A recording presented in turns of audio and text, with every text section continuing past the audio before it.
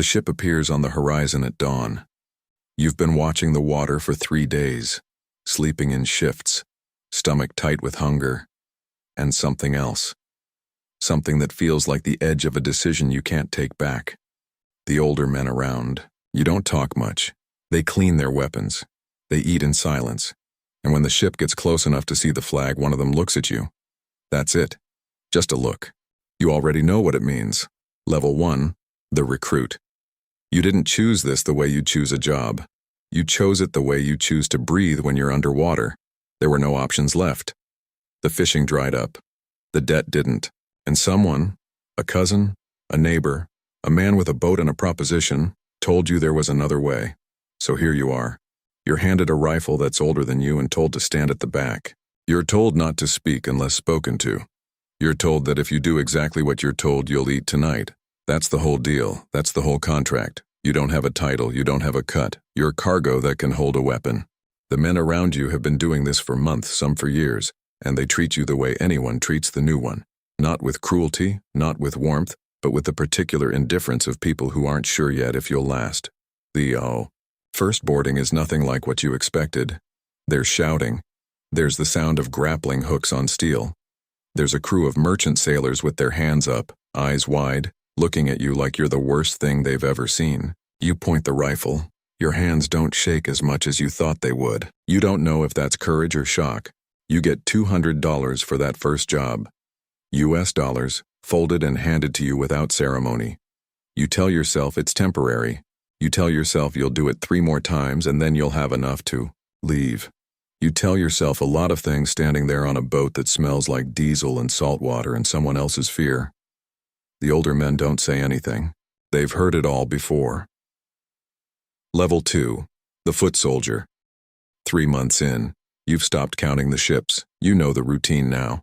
You know how to move across a deck without making noise. You know which crew members will fight and which ones will fold.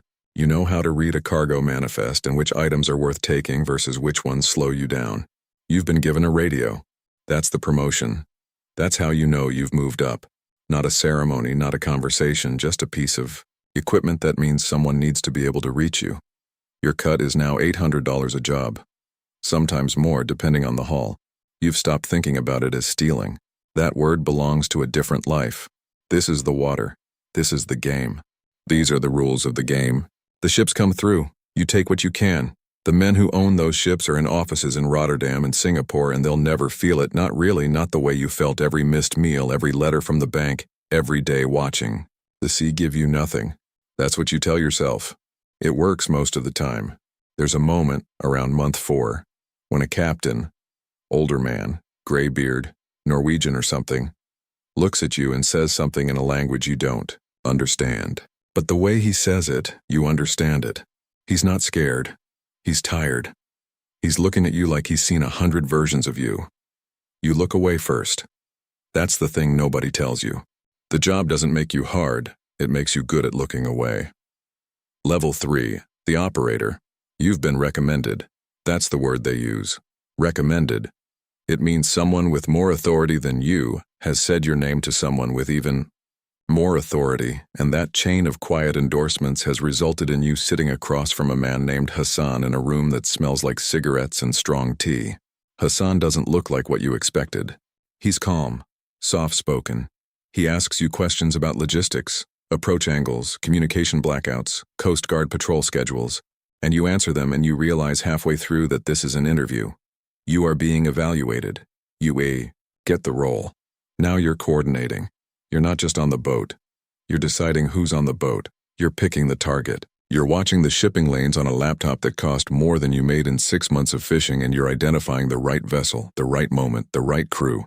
Your cut jumps to $4,000 per operation. You run 4 operations in 2 months. Do the math. The psychological shift happens quietly. You start seeing the men who work for you differently, not as people exactly, but as variables. This one is reliable. This one drinks too much. This one will panic under pressure and needs to be kept away from the captives. You're making assessments constantly. You're managing. It's the same thing a shift manager does at a warehouse. You've thought about that comparison. You're not sure if it comforts you or disturbs you. Either way, You keep making the assessments. You stop sleeping on boats. You sleep in rooms now, sometimes good rooms. Level 4, the tactician. 18 months into this, and you know things. You know which shipping companies pay ransoms quickly, and which ones stall. You know which nationalities of crews create diplomatic complications. You know that a ship carrying grain is different from a ship carrying electronics is different from a ship carrying personnel. And each one requires a different calculation. You have a phone with 3 SIM cards. You rotate them on a schedule. The men you work with now aren't the men from the beginning. These are professionals. They've done this in 3 different regions. They speak in shorthand. When something goes wrong, and things go wrong, they don't panic. They adapt. And the adaptation is faster than you've ever seen. You learn from watching them. You take notes, not literal notes, mental architecture. You negotiate the first ransom yourself, $1.2 million for a chemical tanker and its crew of 18. The company representative on the phone is a man named Davies, British, professional, who sounds like he does this the way a doctor sets a broken bone. Calmly, without drama, you match his tone. You've learned that anger is a negotiating position and calmness is a weapon. The money comes through after 11 days. You clear $90,000 from that single operation. You send some home. You don't explain where it came from. Your family doesn't ask. That silence is its own kind of corruption, not yours alone. It belongs to all of you now. Level 5, the strategist. You have people who have people. That's the clearest way to describe it. The chain between you and any given operation now passes through multiple hands. You're not on the water anymore. You haven't been in months. You're planning. You're intelligent. You have a man in a port authority office who tells you schedules. You have a man at a shipping brokerage who flags certain vessels. You have a man who handles communications in a way that keeps your voice off the recordings. The organization has structure now. Real structure. Roles, responsibilities, territories. You are somewhere in the middle of that structure. Senior enough to have weight. Not so senior that you're a target. That calculation of staying visible enough to have authority, invisible enough to have safety, is something you think about more than anything else. It is the central problem of your professional life. You make $300,000 in a year. Most of it moves through accounts in 3 different countries before it reaches anything connected to your name. You've bought a building. Legitimate. Rental income. On paper, you're a property developer. The men below you look at you the way you used to look at Hassan, with a particular kind of focus that is half respect and half assessment. They're trying to understand the rules that got you here. They want to learn them. You watch them watching you and you remember exactly what that felt like and you tell them nothing. Information is power. You learned that from watching the men above you. Level 6, the commander. People die now, not every operation. Not even most operations. But it happens, and when it does, you deal with it the way you deal with everything at this level, as a problem with a solution. Not as a tragedy. The men who work for you can't afford tragedy. You can't afford to model it for them. A cargo ship. The captain made a move he shouldn't have. Your man on board made a decision. The captain didn't survive the decision. You hear about it 12 hours later over an encrypted message. You sit with it for maybe 40 minutes. Then you make 3 phone calls about the next operation and you move on. That's the thing about level 6 that nobody who hasn't been here can understand. It's not that you don't feel anything. It's that you've developed an extremely precise control over when you let yourself feel it and when you don't. Right now, in this room, with these responsibilities, you don't. Later, at 3 a.m. maybe. But, right now, no. You have 40+ people in your operational network. Each of them believes you're protecting them. You are, in the way a chess player protects pieces, strategically, with clear understanding that some pieces matter more than others. You've stopped explaining yourself. At this level, explanation is weakness. You decide. Other people execute. The gap between decision and execution is authority. Your name is known in certain circles. Maritime security companies have a file on you. It doesn't have a photo. It doesn't have a real name. It has patterns, a methodology, an operational signature. You think about that sometimes. You exist as a signature. Level 7, the ghost. You don't meet people in person anymore. Every interaction passes through at least one intermediary. Every instruction moves through a chain before it reaches the person who acts on it. This is security. This is also isolation. The two things are the same thing at level 7, and you've made your peace with that. You haven't held a weapon in 2 years.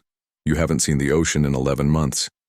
You operate from rooms, different cities, a rotating geography. That keeps you 3 steps ahead of the people looking for you, and they are looking. Interpol has a designation for you. You've heard secondhand what it says. You find the description almost academic. It describes a version of you that feels distant, like reading someone else's biography. Your organization clears between $8 and $15 million in a good year. You take a significant percentage. The money is almost abstract at this point. It solves problems. It buys loyalty. It funds the next operation and the one after that. But you don't think about it the way you thought about that first $200. That man, the one who took the $200 and told himself it was temporary, he's gone. You know that. You're not sure exactly when it happened. Somewhere around level 3 maybe earlier. There are moments, rare and you don't encourage them, when you think about what you would be doing if none of this had happened. Fisherman, maybe. Something quiet and physical and bound to the seasons. You don't spend long in those moments. The work comes back. It always comes back. Someone needs a decision. Someone needs direction. The machinery requires attention. You give it. Level 8, the architect. No one calls you anything anymore. There's no name that gets used in rooms where you matter. There's a description, a role, a weight that precedes you, but not a name. You are referred to in the third person, even by people who are technically speaking to you. The abstraction is complete. You built this. Not with any single plan. Not with any vision that stretches back to the beginning. You built it the way a reef builds, slowly, through accumulation, through each decision that survived and each one that didn't. The structure that exists now is the residue of 20 years of adaptation. You are 61 years old. You sleep well. That's the thing that would disturb people if they knew. You sleep deeply, untroubled, 6 or 7 hours. The nightmares stopped a long time ago. You're not sure when. The operations continue. They run without your direct involvement in most cases. You make decisions the way a central bank makes decisions, not about individual transactions, but about conditions, about structure, about what the environment should look like so that everything below you functions correctly. 3 governments separately have had conversations about you. You know this because you have a source in one of them. The conversations are frustrating, for them because you're not operational enough to catch in the act and too diffuse to dismantle. You are not a person anymore, not in the way they need you to be. You are an ecosystem. There's a particular stillness to this level that the levels below don't understand. They imagine it as power. It's not. Power is active. This is something older. This is gravity. Invisible, constant, and not particularly interested in being acknowledged. You have a son. He's 23. He works in finance in a city far from here, legitimately. You made sure of it. He doesn't know, not fully. Children know the shape of things without knowing the content. He knows the shape. You don't regret the path. Regret requires believing there was another one. You don't. You are the logical conclusion of a set of conditions. The conditions were what they were. Here you are. What you feel in these quiet evenings is something closer to weight. Not guilt. Weight. The specific density of having mattered in ways that can never be acknowledged. Of having built something that will outlast you and will never have your name on it. You are the most powerful person in a system that officially doesn't exist. Nobody is coming for you. Nobody knows quite where to. Look, you watch the water sometimes, from a distance, from a room with a window. It's the same water it always was. You are not the same man who watched it from a boat with hungry hands and a borrowed rifle, and a story he was telling himself about how temporary this all was. Water doesn't care. The water never cared. That's the truth of it, the final truth. You thought at some level that reaching the top would feel like something. Arrival, resolution, some accounting. There is no accounting. There is only continuation. The machine runs, the ships pass, the money moves. The years accumulate. And somewhere, right now, in a small town near the coast, in a house with too many people and not enough money, a young man is listening to a proposition. He's been offered a rifle and a promise. He's doing the math in his head. He thinks it's temporary. He thinks he'll know when to stop. He thinks he understands what he's walking into. He doesn't, but he will.